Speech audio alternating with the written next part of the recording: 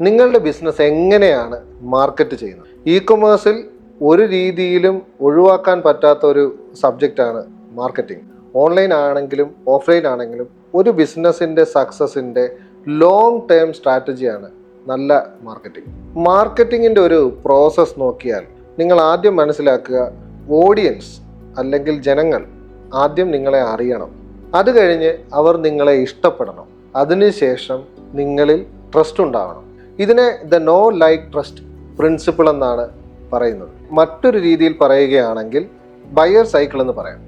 Buyer cycle എന്ന് പറഞ്ഞാൽ നിങ്ങളുടെ ഒരു കസ്റ്റമർ അല്ലെങ്കിൽ ഒരു ക്ലയൻറ്റ് നിങ്ങളുടെ ബിസിനസ്സിലേക്ക് ഒരു ട്രാൻസാക്ഷൻ കംപ്ലീറ്റ് ചെയ്യുന്ന ആ ഒരു പ്രോസസ്സിനെയാണ് ബയർ സൈക്കിൾ എന്ന് പറയുന്നത്.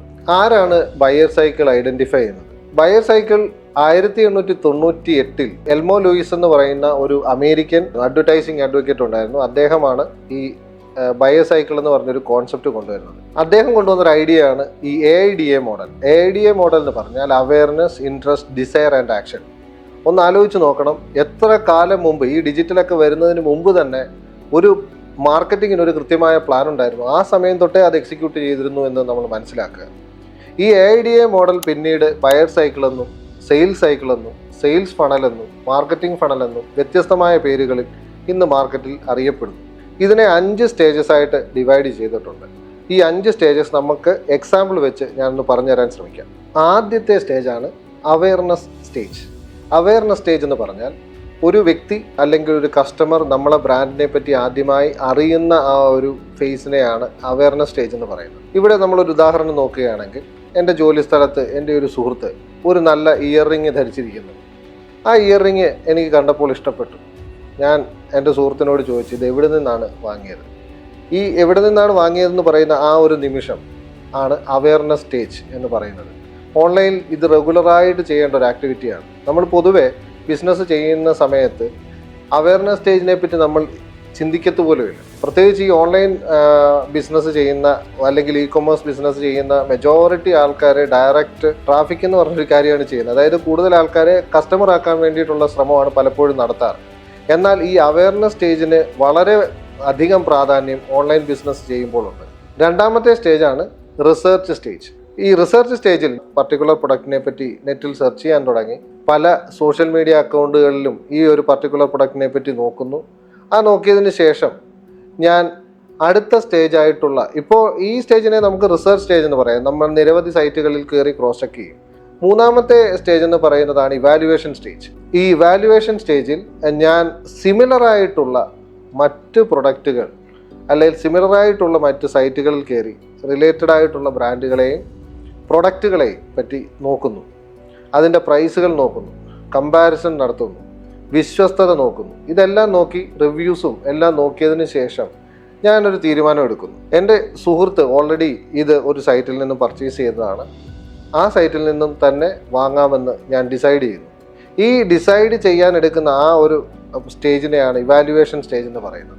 നാലാമത്തെ സ്റ്റേജാണ് പർച്ചേസ്. ഇവിടെ നമ്മൾ ആ ഇഷ്ടപ്പെട്ട പ്രൊഡക്റ്റ് ആ സൈറ്റിൽ നിന്ന് അല്ലെങ്കിൽ ആ സ്റ്റോറിൽ നിന്ന് പർച്ചേസ് ചെയ്യുന്നു. അഞ്ചാമത്തെ സ്റ്റേജാണ് പോസ്റ്റ് പർച്ചേസ് അല്ലെങ്കിൽ അഡ്വക്കസി, കസ്റ്റമർ അഡ്വക്കസി എന്ന് പറയുന്ന സ്റ്റേജ്. ഒരു മാർക്കറ്റിംഗ് കമ്പനി ആണെങ്കിലും ഒരു പ്രൊഡക്റ്റ് സെല്ല് ചെയ്യുന്ന കമ്പനി ആണെങ്കിലും ഏറ്റവും കൂടുതൽ മനസ്സിലാക്കിയിരിക്കേണ്ടത് ഈ പോസ്റ്റ് പർച്ചേസ് സ്റ്റേജ് അല്ലെങ്കിൽ കസ്റ്റമർ അഡ്വക്കസി എന്ന് പറയുന്ന സ്റ്റേജാണ്. എൻ്റെ പ്രൊഡക്റ്റ് നമ്മൾ അയച്ചു കൊടുക്കുന്ന ആ കസ്റ്റമറിന് കൊടുക്കുന്ന ആ പ്രൊഡക്റ്റ് ആ കസ്റ്റമർ അത് കാണുന്നു. അവരുടെ കയ്യിൽ കിട്ടുമ്പോൾ തന്നെ ആ ഒരു വാവ് ഫാക്ടർ നമുക്ക് കൊടുക്കാൻ പറ്റുന്നു. ഞാൻ അയച്ച ആ ഇയർ റിങ് എടുത്ത് ധരിച്ചു നോക്കുമ്പോൾ അവർക്ക് ഒത്തിരി ഇഷ്ടപ്പെടുന്നു. ആ ഇഷ്ടപ്പെടുമ്പോൾ അവരിലുണ്ടാകുന്ന ഒരു എക്സൈറ്റ്മെൻ്റ് ഉണ്ട്. ആ എക്സൈറ്റ്മെൻറ്റ് അവരുടെ സുഹൃത്തുക്കളിലേക്കും അവരുടെ കുടുംബങ്ങളിലേക്കും ഒക്കെ അവർ പറയുന്നു, ഈ പ്രൊഡക്റ്റ് എവിടെ നിന്നാണ് വാങ്ങിയത്. അവർ വീണ്ടും നമ്മളുടെ പ്രൊഡക്റ്റ് വാങ്ങാൻ തീരുമാനിക്കുന്നു. ഈ തീരുമാനിക്കുന്നതൊക്കെ തന്നെ ഈ പോസ്റ്റ് പർച്ചേസ് സ്റ്റേജിലാണ്. ഒരു ബിസിനസ്സിനെ സംബന്ധിച്ചിടത്തോളം പോസ്റ്റ് പർച്ചേസ് എന്ന് പറയുന്ന അല്ലെങ്കിൽ ഈ കസ്റ്റമർ അഡ്വക്കസി എന്ന് പറയുന്നത് കിട്ടുക എന്നുള്ളതാണ് ഏറ്റവും ഇമ്പോർട്ടൻ്റ് ആയിട്ടുള്ള ഒരു ഫാക്ടർ, പ്രത്യേകിച്ച് ഓൺലൈൻ ബിസിനസ് ചെയ്യുമ്പോൾ. അതിൻ്റെ പ്രധാന റീസൺ എന്ന് പറഞ്ഞാൽ നമുക്ക് അവരെ കണക്ട് ചെയ്യാൻ പറ്റുന്നത് ഈ പർച്ചേസ് സ്റ്റേജ് മുതലാണ് നമ്മൾ അവരിലേക്ക് നേരിട്ട് എത്തുന്നത്. ഈ പർച്ചേസ് സ്റ്റേജിൽ അവർ നമ്മളുടെ ഒപ്പമുണ്ട്. അപ്പം നമ്മൾ മനസ്സിലാക്കേണ്ടത്, മുന്നോട്ടുള്ള ജേണിയിൽ നമുക്കൊരു 1000 കസ്റ്റമർ നമ്മുടെ സൈറ്റിൽ വന്ന് പർച്ചേസ് ചെയ്യുമ്പോഴും വളരെ കുറച്ച് ആൾക്കാർ മാത്രമേ നമുക്ക് വേണ്ടി സംസാരിക്കുകയുള്ളൂ. അല്ലെങ്കിൽ നമ്മുടെ പ്രൊഡക്റ്റിനെ പറ്റി വളരെ അഭിപ്രായ പ്രകടനം നടത്താറുള്ളൂ. അങ്ങനെയുള്ള വ്യക്തികളെ നമുക്ക് എപ്പോഴും ഒരു കമ്പനിക്ക് ആവശ്യമാണ്. അതുകൊണ്ട് ഒരു ബിസിനസ്സിൻ്റെ തുടക്കം എന്ന് പറയുന്നത് ശരിക്കും ഈ പോസ്റ്റ് പർച്ചേസ് അഡ്വക്കസി സ്റ്റേജിലാണെന്ന് മനസ്സിലാക്കുക. എല്ലാ കമ്പനികളെയും ഞാൻ പറയുന്നില്ല, പലപ്പോഴും നല്ലൊരു ശതമാനം സ്ഥാപനങ്ങളും ഫേസ് ചെയ്യുന്നൊരു ബുദ്ധിമുട്ടെന്ന് പറഞ്ഞാൽ ഒരു കസ്റ്റമർ പർച്ചേസ് ചെയ്തതിന് ശേഷം അവരെ ഫോളോ അപ്പ് ചെയ്യാറില്ല. അതല്ലെങ്കിൽ ആ പർച്ചേസ് ചെയ്തതിന് ശേഷം അവരുമായിട്ട് വീണ്ടും കണക്ട് ചെയ്യുന്നതിൻ്റെ എണ്ണം കുറവായിരിക്കും. അതിൻ്റെ പ്രധാന റീസൺ പലപ്പോഴും കണ്ടുവരാറുള്ളത് അവർക്കുള്ള ടീമിൻ്റെ എണ്ണക്കുറവാകാം, അല്ലെങ്കിൽ അവർക്കുള്ള തിരക്കുകളാവാം, അല്ലെങ്കിൽ ആ സ്ഥാപനത്തിന് കൂടുതൽ ഓർഡർ ഉണ്ടാവാം.